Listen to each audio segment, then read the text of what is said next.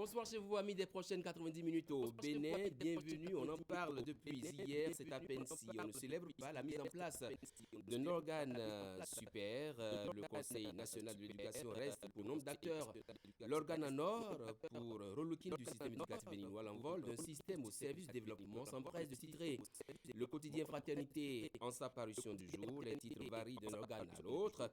Quelle lecture devrait-on avoir de ce conseil présidé par professeur Noël Baguidi? Le profil des membres qui le composent plaide-t-il en faveur d'une renaissance du système éducatif?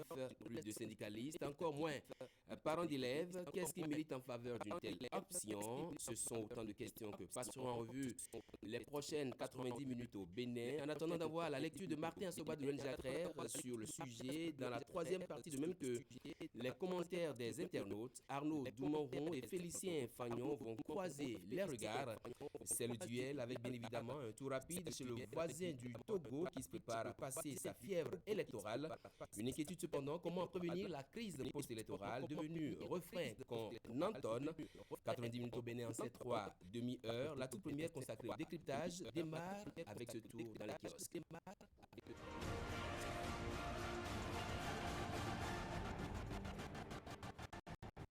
Nous ne démarrons pas le quotidien Maison Fraternité, installation du Conseil national de l'éducation, l'envol pour un système éducatif au service du développement, les appréciations des personnalités, parents et syndicalistes, conflit entre éleveurs et agriculteurs, 2 morts à Wenki, le vert est toujours dans le fouillis plus qualification Qatar 2022, le Bénin hérite d'un groupe ouvert mais difficile. Le matin, installation du CNE, une nouvelle ère pour l'école béninoise, CV des membres du Conseil national de l'éducation, loi des finances, gestion 2020, monde des affaires, les nouvelles mesures fiscales et les innovations.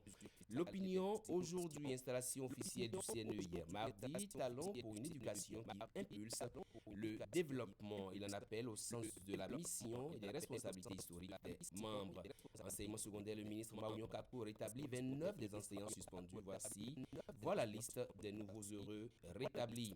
Le télégramme, installation du CNE, une autre nouvelle se lève sur l'école béninoise et puis forces armées béninoises. 43 militaires activement recherchés par la police républicaine. Le matinal, installation du Conseil national de l'éducation. L'aube nouvelle pour l'économie béninoise. L'intégralité du discours prononcé par le chef de l'État, Patrice Talon, et puis achat et vente des biens successoraux. Les clés pour éviter les conflits. Libération à présent. Réforme du système éducatif au Bénin. Talon met sur pied le nouveau cadre de gouvernance de l'école. Et puis loi des finances 2020. Les nouvelles mesures pour élargir l'assiette fiscale. Les explications du gouvernement. La nation pour le renouveau du système éducatif béninois. L'organe supérieur de gestion installé au profit des membres. Fin de la politisation dans l'enseignement et puis agenda du numérique et de la digitalisation pour l'an 2020. Aurélie Adam sous les Oumarou présente les projets du secteur. Le potentiel. Installation du Conseil national de l'éducation hier. Talon ouvre le nouveau cadre de gouvernance de l'école. Plus rien ne sera décidé et mis en œuvre sans les sachants d'Ixit, le président béninois puis force armée béninoise. 43 agents déserteurs recherchés. Jack Pata pour finir. Installation des conseillers du CNE. Talon lance le chantier de la nouvelle école béninoise. Et puis religion, le ministre Serge Akissou communie avec la communauté chrétienne de Mitro. Voilà donc pour ce qui est des journaux que nous avons choisis. Tout de suite le duel.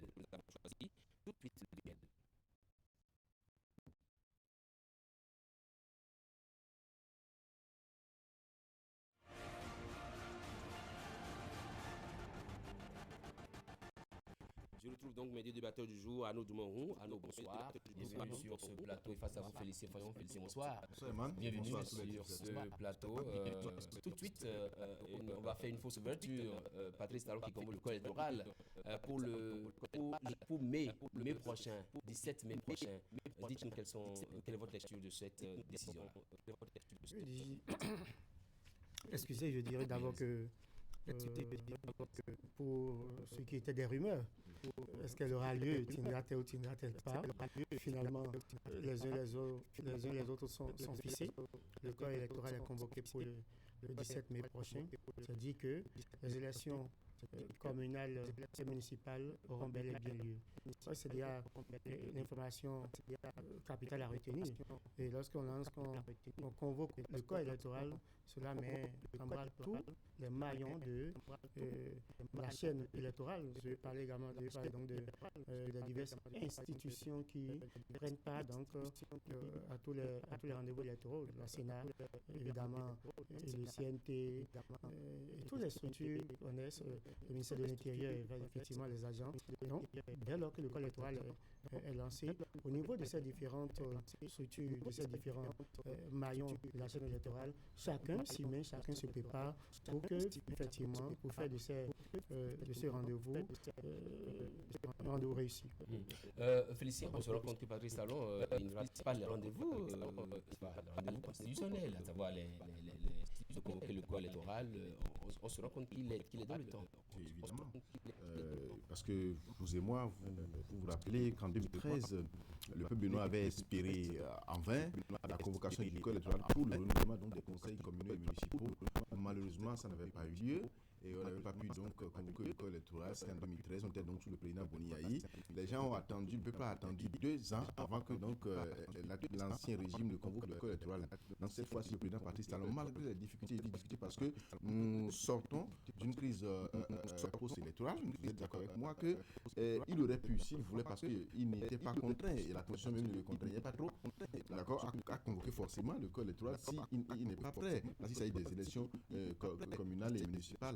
Toutefois, il a quand même tenu parole et ce qu'il a fait, c'est que, si vous vous rappelez très bien, en 2015, quand bien même les gens sont arrivés à convoquer difficilement le corps électoral, il avait fait le 28 juin de 2015. Et donc, maintenant, c'est le 17 mai. Donc, ça va permettre d'anticiper surtout dans l'organisation pour que donc l'on puisse aller très vite. Là, maintenant, c'est la course contre la montre parce que il y a au niveau des partis politiques, il faut maintenant présenter les dossiers de candidature conformément donc au code électoral. Vous savez, nous avons 546 arrondissements dans notre pays, et donc il faudra présenter, chaque parti est tenu de présenter des candidats dans tous les arrondissements. Et donc s'il y a des arrondissements par exemple où il faut même 3 sièges, il faut présenter 3 titulaires et 3 suppléants. Ce n'est pas un exercice facile, et des partis avaient déjà compris, et donc c'est donc mis à l'œuvre. L'Union progressiste avait déjà lancé donc ce processus-là qui doit prendre fin le 10 février prochain. D'autres partis l'ont également fait, et c'est là où peut-être nos amis, nos frères donc de la résistance et de l'opposition accusent parfois du retard et commencent par crier après, parce qu'on a maintenant jusqu'au 17 mai, c'est pas loin. La Sénat doit recevoir les candidatures. La Sénat a je crois que c'est 70-90 jours pour recevoir donc les dossiers de candidature. Et si jamais, comme les pièces l'indiquent, si jamais il y a des pièces qui manquent, c'est vrai, il y a eu assouplissement, c'est que des gens pourront voir le dossier rejeté, même si ils ont la possibilité de venir faire des compléments. La tâche s'annonce bien assez ardue. Oui, je lis rapidement un paragraphe du compte rendu du Conseil des ministres. Par la même occasion, le Conseil a instruit les ministres dont les services interviendront dans la délivrance des pièces nécessaires à la constitution des dossiers de candidature, à l'effet que ceux-ci facilitent la tâche aux demandeurs. Le Conseil des ministres est ferme sur la question. Oui, tout à fait, notamment la question relative à la délivrance du quitus fiscal, qui est l'une des pièces essentielles des dossiers à déposer au niveau de la Sénat. Vous savez que par le passé, notamment lors des dernières élections législatives, la délivrance du quitus fiscal a posé véritablement des problèmes. Il y a des candidats qui n'avaient pas le quitus fiscal, et donc l'administration des impôts a beaucoup traîné. Et cette fois-ci, le chef d'État... Non, mais il y en a même qui ont réclamé ça sur les réseaux sociaux. Cette fois-ci, le chef d'État a pensé assouplir la mesure, en tout cas selon les mots du ministre de la Communication. Désormais, la direction des impôts peut délivrer les actes, donc peut délivrer la pièce de quitus fiscal, quitte à plus tard recouvrer les impôts. Donc, on n'a pas forcément, désormais, on ne va plus forcément dire qu'on peut délivrer le document d'abord on peut délivrer le document et récupérer les sous après. Et si vous n'avez pas les moyens de payer maintenant, le service des impôts vous délivre le quitus Mais est-ce qu'il n'y a fiscal. pas un piège qui guette? Parce que une fois qu'il a le quitus fiscal et qu'il consigne le dossier, il ne peut pas payer après. Non, mais c'est pas un piège. Tout citoyen sait qu'il avait l'obligation de payer ses impôts. Et donc, même s'il n'y avait pas une affaire de quitus fiscal, nous étions donc tenus de payer nos impôts. Maintenant, si on vous le délivre, c'est que le service des impôts doit prendre toutes les mesures qui conviennent maintenant pour recouvrer les fonds de l'État. Parce que vous avez eu le quitus. Donc, il faut quand même que vous aussi, vous puissiez vous mettre en règle vis-à-vis. Vous ne pouvez pas être un élu communal et ne pas avoir donc le quitus. Et je vous ai précisé- Mais il aura été élu parce que le gars, il dépose, il a le quitus fiscal, il va aux élections, il est élu. C'est que le service des impôts qui m'a amené les fonds de l'autre chez lui pour réclamer les fonds. Et est-ce qu'il n'est pas déjà élu? Il y a un piège, je pense qu'il y a un piège. Non, mais ce n'est pas un piège. Le service des impôts est habitué à cet exercice. Lorsque on a déjà calculé votre impôt, vous avez déjà déclaré, on a dit d'accord, c'est telle personne, tel identifiant, et donc on sait exactement ce que vous devez. Et lorsqu'on vous délivre le quitus fiscal, et plus tard vous ne payez pas, vous ne vous mettez pas en règle vis-à-vis du service des impôts, on peut saisir vos biens. Donc le service des impôts déjà quand même Si bien il y a vraiment. Ce qu'il faut voir là, même si vous le permettez, ce qu'il faut voir là, c'est la volonté du chef de l'État, la volonté du gouvernement à faire en sorte que les gens ne disent plus qu'on veut empêcher d'autres personnes d'aller aux élections. Mais finalement, ça veut dire que là, le maintenant, est ouvert là maintenant. oui, parce que là, on aura pratiquement 8 formations politiques pour cette élection. Je ne sais pas si c'est oui, parce que je vous ai dit tout à l'heure qu'il faudra Mais les 8 formations politiques qui sont légalement reconnues par le il faudra pour chaque parti politique de présenter les candidats dans tous les arrondissements du Bénin. Ce qui ainsi n'est pas facile. C'est pas 600 candidats. Fois le nombre de sièges à pouvoir. Donc, ce n'est pas être titulaire et suppléant. Et tout cela doit être à jour. Ce n'est pas un exercice facile. Et donc, si des gens n'arrivaient pas à le faire, c'est qu'ils ne disent plus bon que c'est le pouvoir qui a fait. Le pouvoir a quand même assoupli ce qu'il doit faire, enfin, les mesures qu'il faut pour que les gens puissent donc travailler et aller aux élections. Une question. Je crois quand même qu'il y a eu une évolution dans ce sens. Une question, avec quelle liste allons-nous à ces élections communales et municipales? La question se pose parce que le code n'est pas installé. Jusque-là, on ne sait pas encore si elle est vraiment à l'œuvre, cette institution. Mais vous savez que on fait toujours les choses au dernier moment chez nous. Je crois que fondamentalement, on aura une liste. De toute façon, si le COSLEP n'est pas prêt, si la liste n'est pas entièrement toilettée, on ira sans doute aux élections avec les anciennes listes, quitte à ce que des électeurs soient laissés en rade. Ce ne serait pas la première fois. Toujours est-il que c'est déjà bien d'honorer son rendez-vous électoral et que les citoyens puissent avoir le droit quand même d'aller lire les nouveaux élus pour le compte des prochaines élections. C'est vrai que Félicien le disait tantôt, la question des 646 arrondissements, des dépôts et dossiers, nous avons voulu soulever il y a quelques semaines de cela la question ici. Nous avons dit, si tant est que lors de la réforme électorale, on a demandé aux partis de formation politique d'avoir au plus 10 ou 15 personnes par commune, alors qu'on sait qu'après, on veut demander tous les arrondissements. On a des candidats dans tous les arrondissements. Dans tous les arrondissements. On aurait déjà en amont déjà préparé le terrain pour que cette fois-ci ce soit véritablement facile pour les uns et les autres. Mais je pense toujours que si les partis sont déterminés à aller à ces élections, il ne faut pas attendre les derniers jours pour courir après les pièces administratives. Et au-delà de ce piège des 546 arrondissements, il y a un autre piège au niveau du code électoral qui a été rénové, la question des suffrages, pour les 10% des suffrages pour être éligible à la répartition des sièges. Vous pensez que là également, il y aura une bataille à ce niveau?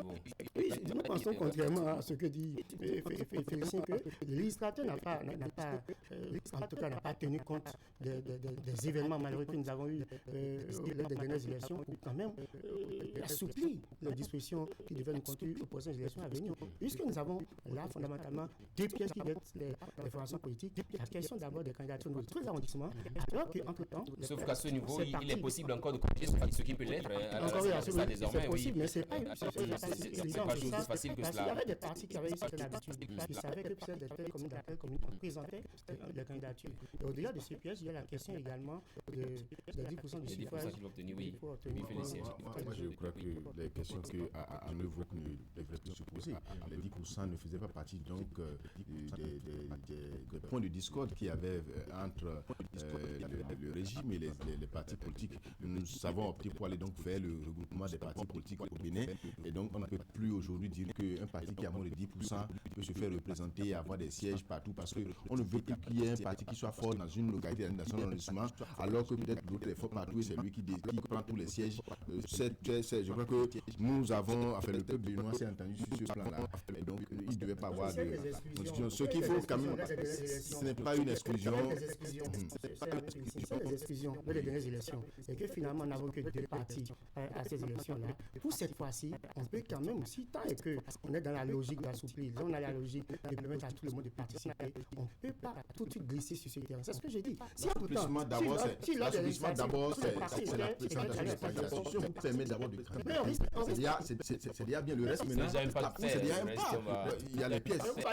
Il y a la caution. Si quand même le législateur a tout fait quand même pour assouplir tout ça, je pense que pour le reste, on a fait la bataille. Ce qui est certain, c'est désormais une course qui a vraiment une assise nationale ne doit pas avoir les députés pour avoir les 10%. Le problème ne se pose pas. Et par rapport donc à la LEPI, moi je pense que c'est une question cruciale, mais je continue de croire qu'il y aura une solution. Je me rappelle que avant même que la LEPI ne vienne, c'est quand on convoque le code électoral que la Sénat lançait l'enregistrement donc des électeurs sur sauf qu'on ne doit quand même pas tout le temps regresser. On ne va pas regresser. Ce qui est c'est un ajustement technique, le problème ne devra pas se poser. Oui, très rapidement, on va passer au sujet que j'avais annoncé d'ailleurs, l'installation du Conseil national de l'éducation. Pour nombre d'acteurs, c'est l'organe en or pour une raison de système. Est-ce que vous croyez vraiment que le CNE peut corriger quelque chose dans le système éducatif béninois? Vous savez, par le passé, les instances qui avaient été, il y avait un conseil de l'éducation, ce n'est pas nouveau, qui existait, mais qui était pratiquement inactif. C'était là de non, on ne sentait pas ces interventions dans le système éducatif béninois, on ne sentait pas ces actions. Et donc le président de la République est venu et a demandé à revoir et à réformer donc le conseil. Et la conséquence de cette décision de l'État, c'est la suspension de beaucoup de choses à l'université, par exemple, les organisations, l'organisation des élections au niveau donc de certaines instances. Oui, je crois que ça avait été suspendu parce qu'il faudra organiser d'abord le secteur avant de permettre tout cela aujourd'hui. Et quand j'ai vu les missions de ce conseil-là, et quand on parle d'abord du déploiement des enseignants, ça veut dire qu'aujourd'hui, les ministères sectoriels ne vont plus se lever et faire le déploiement du personnel enseignant comme ils veulent. On a même parlé de l'allocation budgétaire au niveau donc des 3 ministères. Vous croyez donc en une politisation des nominations désormais? Évidemment, non seulement des nominations, affectations et tout ce qu'il faut. Et en plus de cela, on parle même des programmes d'études. Vous savez, l'autre CNE était là, les 3 heures de l'enseignement étaient, donc là les ministères étaient là, les mêmes acteurs qui crient aujourd'hui, qui parlent d'exclusion, avaient été là. Et pourtant, nous avons eu les programmes d'études que nous connaissons. Nous connaissons le niveau que nos enfants ont aujourd'hui, ils n'avaient rien fait. Aujourd'hui, parmi ceux qui sont là, les 29 qui sont là, c'est vrai, il y a eu des gens qui ont été désignés par le chef d'État, par les ministères sectoriels, mais il y a eu des élections, par les élections et par appel à candidature. C'est la preuve qu'il n'y a rien que de la qualité parmi donc ceux qui ont été... la qualité, mais ils devaient des hommes. Est-ce qu'on peut leur donner une communion sans la confession? Le problème n'est pas uniquement le problème des hommes. Il y a les hommes, mais il y a aussi le système. C'est-à-dire la mission à eux assignée. L'autonomie qu'on leur donne, c'est vrai, ils sont rattachés à la présidence de la République, mais ils auront une autonomie de gestion. Ce que nous savons, il y a plus syndicalistes dans le CNE, plus de parents d'élèves non plus. Qu'est-ce qui, à votre avis, milite en faveur d'une telle option? On sort certaines personnes de ce système, alors qu'on pensait que leur présence là aurait permis de mieux contrôler. Je ne saurais le dire, c'est revient au gouvernant d'élaborer la politique publique. Au bout d'un certain temps, nous allons apprécier pour voir si est-ce que véritablement ces acteurs dont vous évoquez les noms, ils jouaient un rôle prépondérant. Toujours est-il que j'aimerais quand même souligner que le Conseil national d'éducation, en tout cas version Patrice Talon, il ne faut pas que ce soit qu'on repart à zéro. Il faut que ce Conseil national d'éducation puisse hériter des travaux déposés par l'ancien Conseil national d'éducation. N'oubliez pas que sous l'ancien Conseil national d'éducation, il y a eu quand même des états généraux du secteur de l'éducation. Il y a quand même beaucoup de choses qui ont été réglées. Il y a eu quand même des apports de règlement de certains conflits au niveau des divers ordres de l'enseignement. Mais il avait manqué un élément essentiel, la question décisionnelle. Le Conseil national de l'éducation n'avait pas un pouvoir décisionnel. Aujourd'hui, ce conseil-là a un pouvoir décisionnel. Une autonomie financière. Lorsque vous avez un pouvoir décisionnel, c'est un couteau à double tranchant. On peut bien l'exercer et on peut mal l'exercer. Vous avez suivi les mots du chef de l'État, le président Patrice Talon, qui disait que son vœu, c'est de voir les membres de ce conseil-là quand même observer une réserve politique. Donc, une ne souhaiterait pas qu'il s'affiche donc en matière politique pour que véritablement on puisse sentir que le Conseil national de l'éducation est totalement dépolitisé. Est-ce que cela est possible? Ce sera la grosse interrogation. Si vous permettez rapidement, on va faire un tour à la régie, suivre Point Média.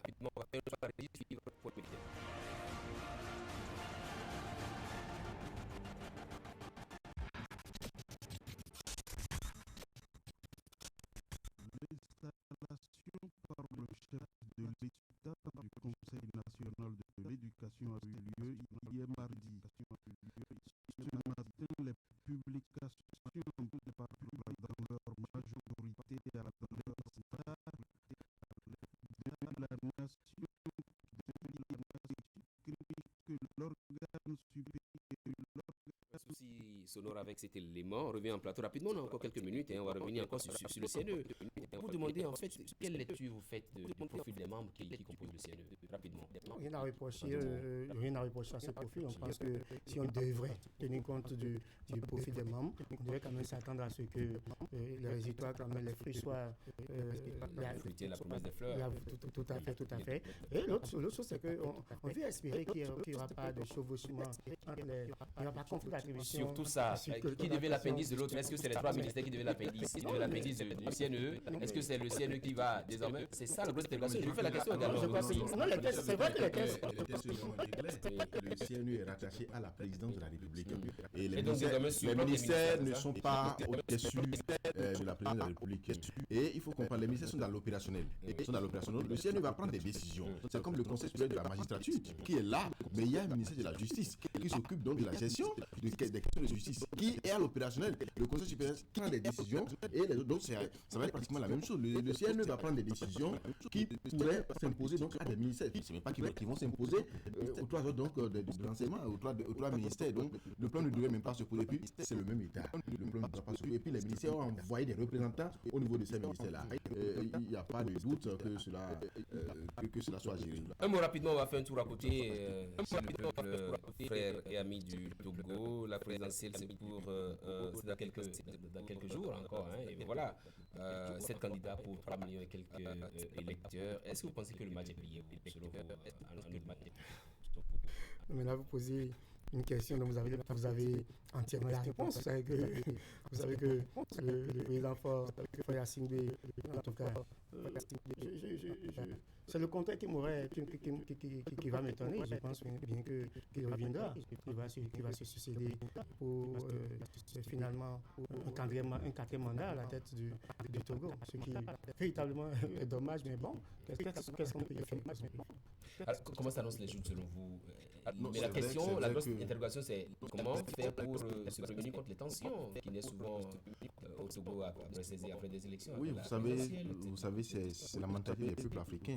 Et donc, les tensions, il y en aura toujours. Il n'y aura rien pour que les tensions n'aient pas lieu, malheureusement, au Togo. Parce que l'opposition, déjà, j'ai suivi, je crois, aujourd'hui, Jean-Pierre Fabre, l'opposant principal, qui dit que lui va déposer un recours contre la candidature du président Faure. Qu'est-ce qu'il peut avoir comme réponse ou qu'est-ce qu'il peut avoir comme satisfaction à ce niveau-là? Le président Faure qui s'est déjà préparé pour cette élection. Depuis quelques jours, moi, je le vois sur le terrain. Il va dans la bourse, il va dans la population, il se rapproche des populations et il fait des actions. Il fait comme on le fait d'habitude en Afrique, il fait des inaugurations, des lancements, des poses de premiers pierres. Il a déjà commencé. Les opposants sont restés à Lomé. Ils ne veulent pas quitter Lomé. Ils sont là, animent des conférences de presse, des points de presse. Alors que ce n'est pas ça le problème. Eux, ils sont encore sur des détails par rapport à l'organisation des élections. Alors que l'autre, lui, il est déjà en campagne. Il est en train d'évoluer. Seulement que moi, j'ai comme impression quand même que le peuple togolais, ils ont évolué sur un plan donné par rapport aux réformes électorales. Désormais, quand même, il y aura un second tour. Et il y a eu évolution parce que par le passé, il n'y avait jamais un second tour. Parce qu'il y a un second tour que le chaos ne peut pas exister. Mais au moins, on donne l'opportunité à celui qui soit deuxième, s'il n'y a pas un chaos, de pouvoir quand même faire face à l'autre. Parce que l'opposition n'arrive pas à s'entendre. Ça, c'est une avancée. En dehors de ça, il y a eu quand même des réformes au niveau de